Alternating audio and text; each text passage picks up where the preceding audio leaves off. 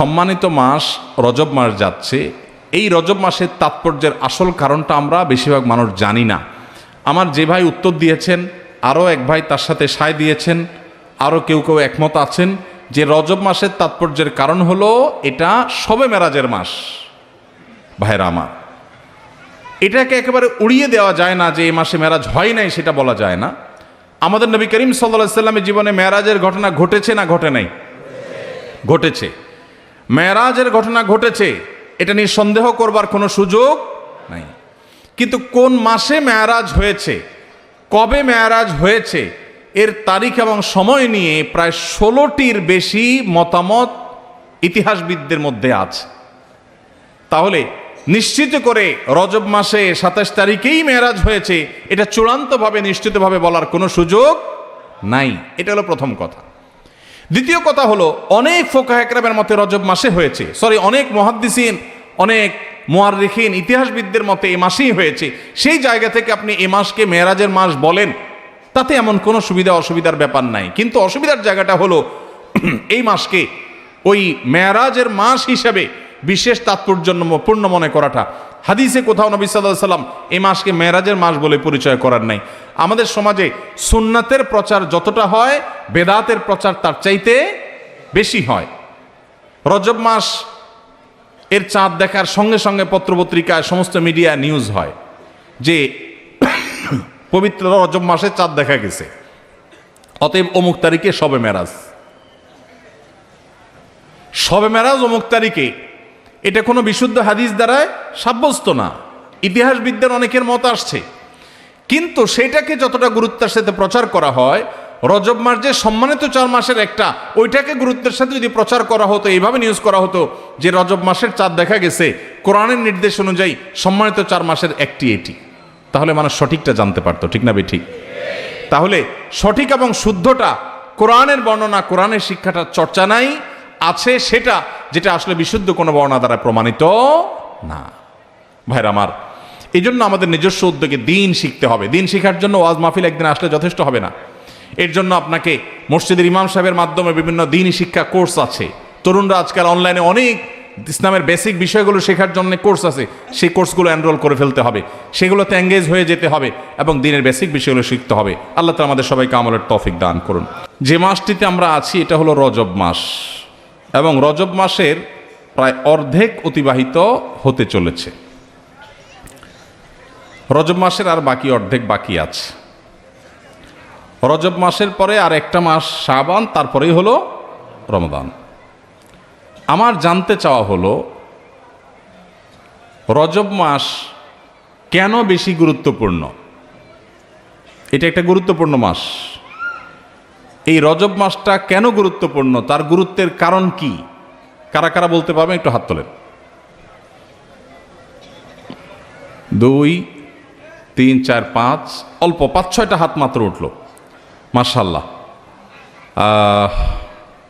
হ্যাঁ, আপনি একটু দাঁড়ান ভাই। রজব মাস কেন গুরুত্বপূর্ণ বলেন? শবে মেরাজের জন্য গুরুত্বপূর্ণ। আপনি? একই প্রশ্ন, একই মত। এটা শবে মেরাজের মাস, সেজন্য গুরুত্বপূর্ণ। আচ্ছা বসেন। আর শবে মেরাজের জন্য রজব মাস গুরুত্বপূর্ণ, মেরাজের মাস, সেজন্য 27 তারিখ, 27 রজব মেরাজ এর রাত বলা হয়, সে কারণে এই মাসটা গুরুত্বপূর্ণ। এই মতের পক্ষে যারা আছেন তারা একটু হাত তোলেন। মানে রজব মাস মেরাজের মাস, শবে মেরাজের মাস, এই জন্য এটা গুরুত্বপূর্ণ, এই মতের পক্ষে যারা, তারা হাত তোলেন। ব্যাপার কি? আর বাকিদের মতে কি এটার কোনো গুরুত্ব নাই? হ্যাঁ, রমজান মাসের প্রস্তুতি, রজব মাস, এই মেরাজের মাস, মেরাজের মাসের কারণে এই মাস গুরুত্বপূর্ণ, এই মতের পক্ষে যারা, তারা হাত তোলেন। চিন্তা করছে কোথায় হাত তুলে আবার কোন বিপদে পড়ি। না, কোনো বিপদ আপদ না, আমি একটা জিনিস জানার চেষ্টা করছি, বোঝার চেষ্টা করছি। রজব মাসটা যে হিজরি বর্ষের 12 মাসের মধ্যে বিশেষ গুরুত্বপূর্ণ, কোরআন হাদিসের আলোকে তাৎপর্যপূর্ণ, এই কথা যারা জানেন তার হাত তোলেন। তার মানে আসলে আমাদের জানাশোনাই নাই। বাস আলহামদুলিল্লাহ, আমি যে উদ্দেশ্যে এই প্রশ্নটা পেড়েছিলাম সেই উদ্দেশ্য হাসিল হয়ে গেছে, আমার বোঝা হয়ে গেছে। তাহলে বোঝা গেল এই বিশাল মাহফিলের এতগুলো মানুষের প্রায় বেশিরভাগ মানুষ, বলতে গেলে প্রায় সকলে, হাতে গোনা কয়েকজন বাদে, আমরা জানি না এ মাসটা কেন গুরুত্বপূর্ণ। অথচ এটা ইসলামের এমন একটা বিষয় যে বিষয়টি জানা আমাদের সবার উচিত ছিল। আমি কি সে তাৎপর্য নিয়ে কথা বলবো একটু? ভাইরা আমার, আমি আমার আলোচনার শুরুতে যে আয়াতে কারিমা তেলাওয়াত করেছি, এই আয়াতটা সূরা তওবার আয়াত। আল্লাহ রাব্বুল আলামিন এই আয়াতে ইঙ্গিত করেছেন এই মাসের তাৎপর্য বিষয়। আল্লাহ সুবহানাহু ওয়া তাআলা বলেছেন, ইন্না ইদ্দাতাশ শুহুরি ইনদাল্লাহি 12 শাহরান ফি কিতাবিল্লাহি ইয়াওমা খালাকাস সামাওয়াতি ওয়াল আরদ মিনহা আরবাআতুন হুরুম। নবমণ্ডল এবং ভূমণ্ডল সৃষ্টি থেকেই বছরকে আল্লাহ তাআলা 12 মাসে বিভক্ত করেছেন। 12 মাসে বছর বিভক্ত হওয়ার এই ইতিহাস নবমণ্ডল এবং ভূমণ্ডল সৃষ্টির দিন থেকেই এটা স্বয়ং আল্লাহ শুরু করেছেন। এটা কারোর সৃষ্টি, কারোর আবিষ্কার নয়।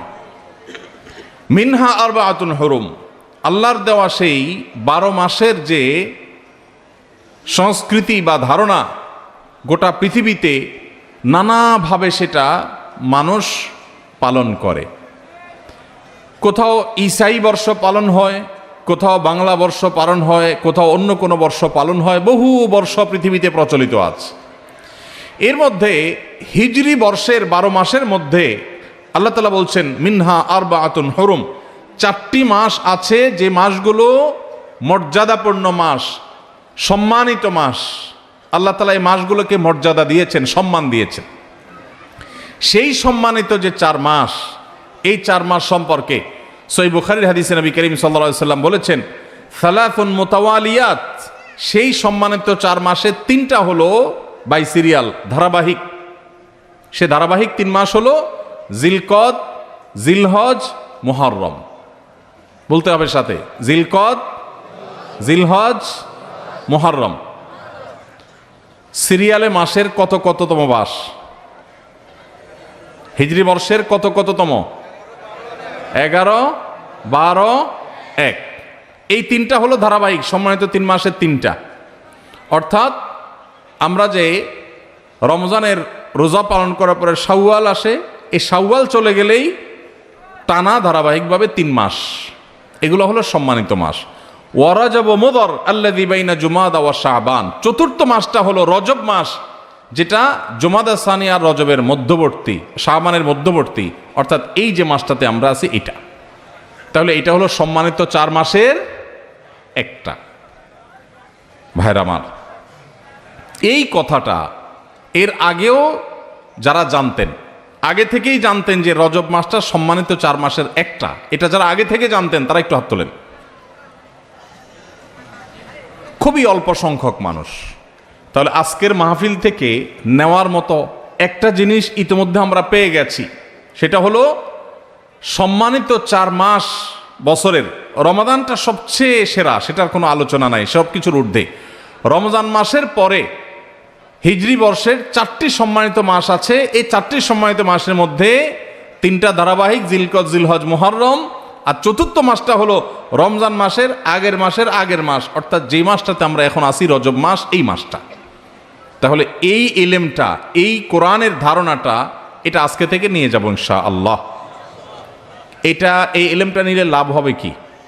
লাভ হবে এই, স্বয়ং আল্লাহ রাব্বুল আলামিন যে মাসকে মর্যাদাবান ঘোষণা করেছেন, সেই মাসটা আমাদের কাছে মর্যাদা পাওয়ার উপযুক্ত না উপযুক্ত না? কোনো সন্দেহ আছে? আল্লাহ কোরআনে যে মাসকে মর্যাদাবান বলেছেন, সে মাসের প্রতি মর্যাদা প্রকাশ করা আমাদের কর্তব্য না কর্তব্য না? এখন আমরা যদি কাউকে না চিনি, তাকে কি মর্যাদা দেওয়া যাবে? আপনি ডিসি অফিসে চাকরি করেন, নতুন বাংলাদেশে পুরাতন ডিসি পরিবর্তন হয়ে নতুন ডিসি সাহেবের এখানে পোস্টিং হয়েছে। আপনি বিমানে করে ঢাকায় আসছেন, আপনার পাশের সিটেই ডিসি সাহেবও বসে আসছেন, উনি যোগদান করার জন্য আসছেন। আপনি ডিসি অফিসের একজন সাধারণ কর্মচারী। পাশের সিটে যে বেচারা আসছে, যে লোকটা আসছেন, তিনি ডিসি হিসাবে এখানে জয়েন করবেন, আপনি জানেন না যে তার অধীনেই আপনার কাজ করতে হবে সামনে, তাহলে সেক্ষেত্রে আপনি পাশের সিটের লোক হিসেবে তাকে বিশেষ কোনো কেয়ার কি করার কথা। কিন্তু যদি আপনি টের পান, জানতে পারেন যে উনি এখানে জয়েন করবেন এবং তার অধীনে আপনার কাজ করতে হবে, তাহলে আপনার ভিতরে একটু পরিবর্তন হবে নাকি হবে না? কথাটা পরিষ্কার না? পরিবর্তন হবে না? আপনি নড়ে চড়ে বসবেন, স্যার স্যার বলতে বলতে মুখে ফেনা তুলে ফেলবেন, ঠিক না ভাই? ঠিক। পরিচয় না জানলে তো আপনি সম্মানও দিতে পারবেন না, উল্টাপাল্টা আচরণ করে বরং অফিসে আইসা বিপাকেও পড়তে পারেন, ঠিক না ভাই? ঠিক। ভাইরা আমার, ঠিক একইভাবে এই যে একটা মাস চলে যাচ্ছে, মাসের অর্ধেক প্রায় চলে গেল, এই মাসটা যে সম্মানিত মাস, এই সম্পর্কিত ধারণা এদেশের প্র্যাকটিসিং মুসলমান, নামাজি মুসলমান, মসজিদে আসা মুসল্লি, ওয়াজ মাহফিলে আসা মুসল্লিদের 80 থেকে 90% মানুষ এখনো জানে না। একটা হারিয়ে যাওয়া ধারণা, সাধারণ বিষয় নয়, খুচরা বিষয় নয়, কোরআনের বিষয়। এক নয়, একাধিক আয়াতে যে বিষয় আল্লাহ আলোকপাত করেছেন, এটা কোনো খুচরা বা সাধারণ বিষয় হতে পারে না, এটা অনেক গুরুত্বপূর্ণ বিষয়। কোরআনে আল্লাহ তাআলা এই সম্পর্কে আলোচনা করেছেন যে বছরে 12টি মাসের মধ্যে 4টি মাসকে আল্লাহ মর্যাদা দিয়েছেন। এই মর্যাদার মাসটা অর্ধেক চলে গেছে, একবারের জন্য আপনার এই চিন্তাও মাথায় আসে নাই যে একটি সম্মানিত মাস আমি অতিবাহিত করছি, অতিক্রম করছি, একটি সম্মানিত মাস পার হচ্ছে, আপনি একটু নড়ে চড়েও বসেন নাই, তাহলে বোঝা গেল আপনি ওই মাসের সম্মান দেওয়া তো দূরের কথা, সেই সম্মানিত মাসের ধারণাটুকুই আপনার মধ্যে না থাকার কারণে আপনি বরং আল্লাহর দেয়া সম্মানকে অবমাননা করা, অবজ্ঞা করা, অবহেলা করার দায়ে আপনি দায়ী হওয়ার সম্ভাবনা আছে। তাহলে আজকে যে আমরা জানলাম, এখন থেকে জীবনের তরে এটা মুখস্থ করে নিব যে জিলকদ, জিলহজ, মুহররম 11, 12, 1 আর রজব মাস, রমাদানের আগের মাসটি যখন শুরু হবে, আর কিছু করতে পারেন না পারেন, অন্তত একটা সম্মানিত মাস যাচ্ছে এই কথা মনে করে একটু নড়ে চড়ে বসলেন। নড়ে চড়ে বসা বলতে রুটিন যে আমলগুলো আছে একটু বিশেষ গুরুত্ব দিয়ে করলেন। কেন? কারণ সম্মানিত মাস যাচ্ছে, আল্লাহ সম্মান তো এমনি এমনি দেয় নেই, নিশ্চয়ই এই মাসে ইবাদতের আলাদা গুরুত্ব আছে, সেই জায়গা থেকে আপনি সম্মান দিলেন। আরেকটা এক্সাম্পল দেই, ধরেন আপনার শ্বশুর মশাই, হবু শ্বশুর, এখনো বিয়ে হয় নাই, সব কথাবার্তা চূড়ান্ত হয়েছে, আগদ হবে, বিয়ে শাদী হবে, শ্বশুর মশাই তিনি আসছেন, আপনি বসে আছেন সোফায় সাধারণ মুডে যখন বসে থাকবেন আপনি, আপনার হবু শ্বশুর, নতুন নতুন শ্বশুর হবে ভাব যখন হয়, তখন শ্বশুর এবং শ্বশুরবাড়ির লোকদের কাছে পৃথিবীর সবচেয়ে খারাপ ছেলেটা, সবচেয়ে উচ্ছৃঙ্খল ছেলেটাও সবচেয়ে আদবে লেহাজি ছেলে হয়ে যায়, ঠিক না ঠিক?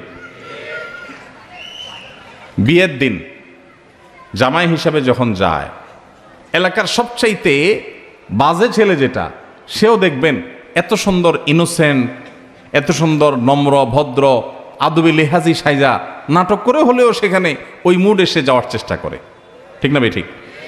এখন শ্বশুর যখন আসে, আপনি যদি জানতে পারেন যে এই লোকটা আমার শ্বশুর হতে যাচ্ছে, আপনি সোফায় বসে আছেন, উনি ঢুকছে, কি করবেন? যেমনি ছিলেন এমনি থাকবেন?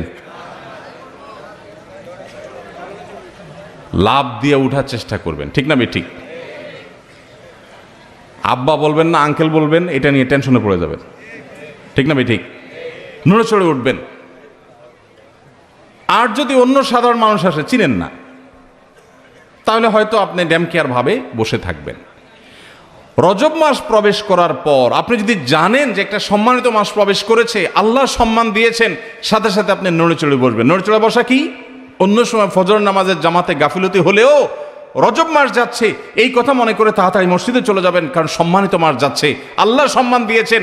আমি যদি নড়ে চড়ে না বসি, আমি যদি আমলের জন্য নড়ে চড়ে আমি নিজেকে প্রস্তুত না করি, তাহলে আল্লাহর দেওয়া সম্মানিত মাসের প্রতি আমি অবহেলা এবং অবজ্ঞা প্রদর্শন করে বেয়াদব হলাম। ভাইরা আমার, ধারণাই নেই সমাজে, আলোচনাই নেই।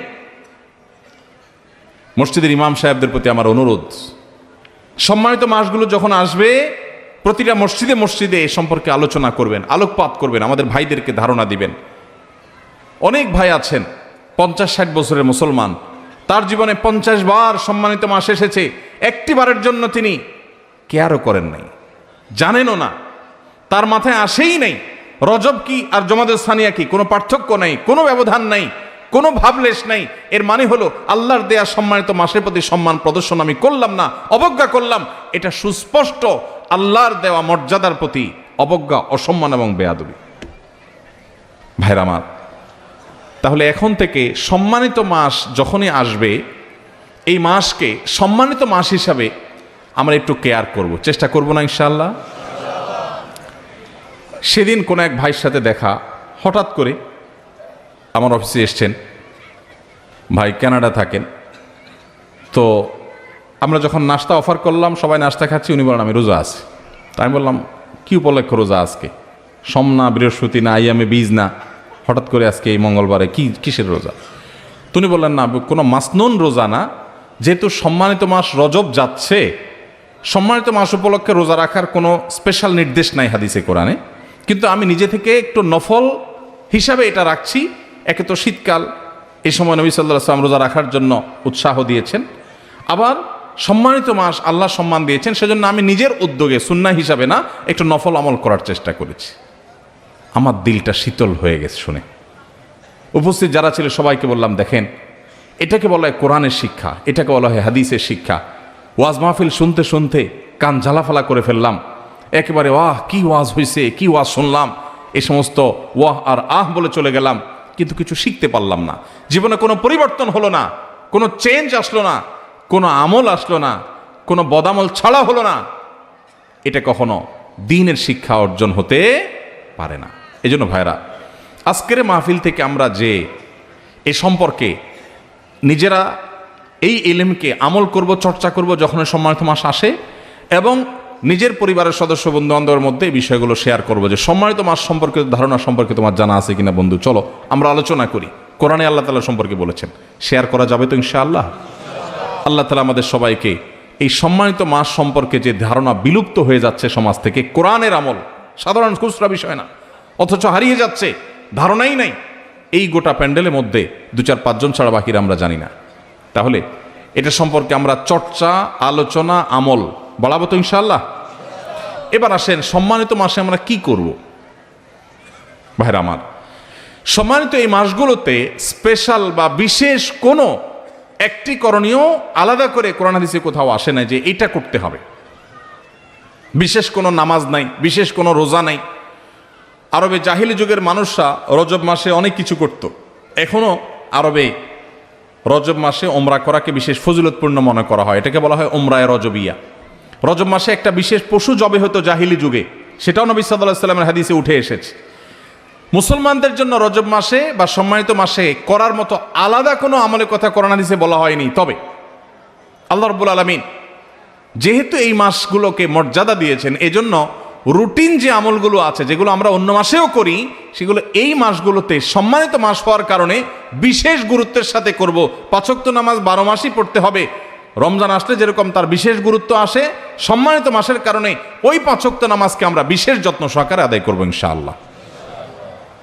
যেমন ওই যে বললাম, মুরব্বী মানুষকে সম্মান করা, এটা ভালো না খারাপ? ভালো।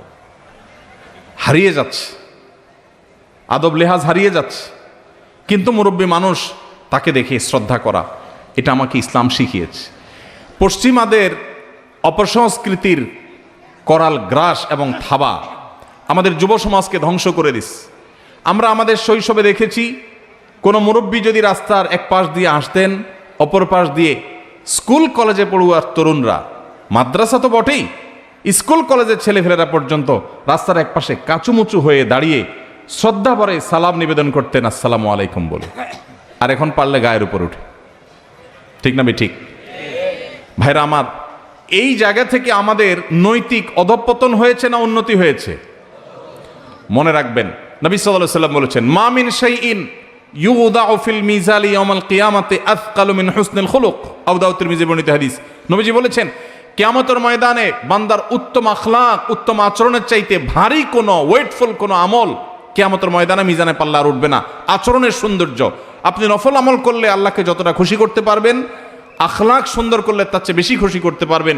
উত্তম আখলাকের পাঠ এবং অংশ হলো মুরব্বীদেরকে সম্মান করবেন, আলেমদেরকে ইজ্জত করবেন, তাদের প্রতি বিশেষ কেয়ার করবেন। কিন্তু এটা হারিয়ে গেছে।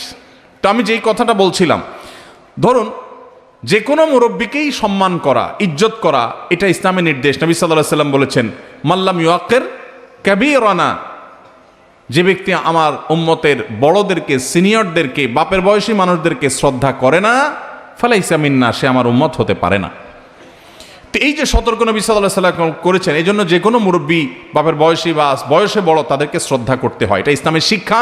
এটা করলে একটা ইবাদত হবে, সওয়াব হবে, এবং সেই সওয়াবটা নফল সাধারণ আমল করলে, তাসবিহ করলে যে পরিমাণ সওয়াব হবে, এই সওয়াবটা ওর চাইতে ওয়েটফুল হবে কিয়ামতের ময়দানে। কিয়ামতের দিন আমল কি গণা হবে না মাপা হবে?